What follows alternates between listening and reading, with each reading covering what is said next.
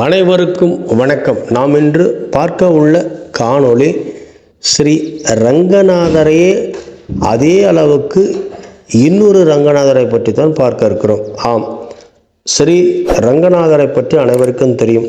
அதே போல இன்னொரு ரங்கநாதர் இருக்கிறார். அந்த ரங்கநாதரை பற்றி தான் நாம் இன்று காணொளி பார்க்கவிருக்கிறோம். சினிமா நட்சத்திரங்கள், குறிப்பாக சின்ன திரை, பெரிய திரையில் உள்ளவர்கள் இங்கு ரகசியமாக சென்று வழிபடுவார்கள். திரு ரஜினிகாந்த் அவர்கள், யோகி பாக் அவர்கள், இன்னும் பலர் அடுக்கிக் கொண்டே சொல்லலாம். தமன்னா, இது போன்ற நிறைய நடிகர்கள் உள்ளார்கள். அனைவரும் இந்த இங்கு உள்ள இவரைத்தான் வணங்கித்தான் இந்த நிலைக்கு வந்தார்கள் என்பது ஒரு ஐதீகமாக இருக்கிறது. அப்படி என்ன விசேஷம் இந்த ரங்கநாதரிடம் என்றால், ஆம், இந்த ரங்கநாதரை பொறுத்தவரை ஸ்ரீரங்கத்தை விட பல மடங்கு சக்தி வாய்ந்ததாக கூறப்படுகிறது. என்ன காரணம் என்றால், சுமார் 2000 ஆண்டுகளுக்கு முன்பு பழமையான ஒரு கோவிலாக இது கருதப்படுகிறது. அது மட்டும் இல்லாமல் ஸ்ரீரங்கத்தை விட 18 அடி நீளம் கொண்ட ஒரே கல்லில் செதுக்கப்பட்ட ரங்கநாதர் சிலை இங்கு இருக்கிறது. ஸ்ரீரங்கத்தை விட இது அளவில் மிக பெரியதாகும், அகலத்திலும் நீளத்திலும் பெரிய கல்லாகும். அது மட்டும் இல்லாமல் இந்த கல் ஒரு மிதக்கும் தன்மை உள்ள கல் என்பதுதான் இங்குள்ள பெரிய ஹைலைட் ஆகும். இந்த ரங்கநாதரை சென்று தரிசனம் செய்வது என்பது அவ்வளவு எளிதில் அல்ல. காரணம், ரங்கநாதரின் ஆசீர்வாதம் இருந்தால் மட்டும்தான் முடியும். சரி, முதலில் இந்த கோவில் இங்கே இருக்கிறது என்று பார்த்து விடுவோம். சென்னை மீஞ்சூர் அருகே தேவதானம் என்ற இடத்தில் இருக்கிறது. சென்னை அருகே மீஞ்சூர் அருகே தேவதானம் என்ற தேவதானம், நீங்கள் கூகுளில் சென்னை தேவதானம் ரங்கநாத பெருமாள் கோவில் என்று டைப் செய்தால் கூகுளில் அட்ரஸ், ஜிபிஎஸ் மேப் உங்களுக்கு கிடைக்கும். அதை வைத்து நீங்கள் போகலாம். சரி, இந்த ரங்கநாதர் கோவிலில் உள்ள விசேஷம் என்னவென்றால், பல சக்தி நிறைந்த ஒரு பெருமாளாக இருக்கிறார். ஸ்ரீரங்கநாதரை போலவே இங்கு காட்சியளிக்கிறார். அதே போல படுத்த சயன கோலத்தில் அவர் காட்சியளிக்கிறார். ரங்கநாதரை இங்கு வணங்குவதற்கு ரகசியமாக திரை உலகில் உள்ள அனைவரும் வந்து போகிறார்கள். அதிகாலையே வந்து சாமி தரிசனம் செய்துவிட்டு போய்விடுவார்கள். அது மட்டும் இல்லாமல் இந்த ரங்கநாதர் சிலையை ஒரே கல்லில் 18 அடி நீளம் கொண்டு ஒரே சிலையில் செதுக்கி உள்ளார்கள். இது மிதக்கும் தன்மை உள்ளது. கடலிலோ நீரிலோ போட்டாலும் கூட அது மிதக்குமே தவிர உள்ளே அது போகாது. அது ஒரு சாலி கிராமம் கல்லாகும்.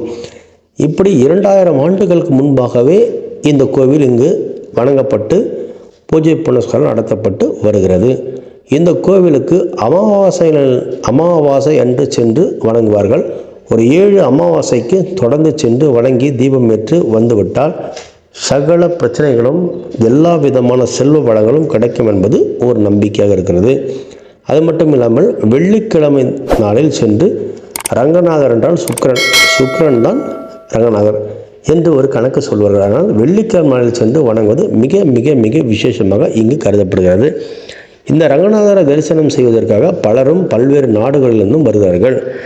சரி, என்னெல்லாம் நமக்கு இந்த ரங்கநாதர் பிரச்சனையை சரி செய்து கொடுப்பார் என்றால், குறிப்பாக பணப்பிரச்சனையை சரி செய்து கொடுப்பார். வீடு கட்டும் தடை இருந்தால் அதை நிவர்த்தி செய்து கொடுப்பார். கார் வாங்க முடியாமல் கஷ்டப்பட்டால் அந்த காரை நமக்கு வாங்கி கொடுப்பார். கார் டிவில் இருக்கிறது என்றால் அதை கழிப்பதற்கு, அதாவது அந்த கார் டிவை கட்டுவதற்கு வழி செய்து கொடுப்பார். ஒருவேளை நீங்கள் பணத்தை இல்லாமல் கஷ்டப்பட்டிருந்தால் அந்த கஷ்டம் சரி பண்ணி கொடுப்பார்.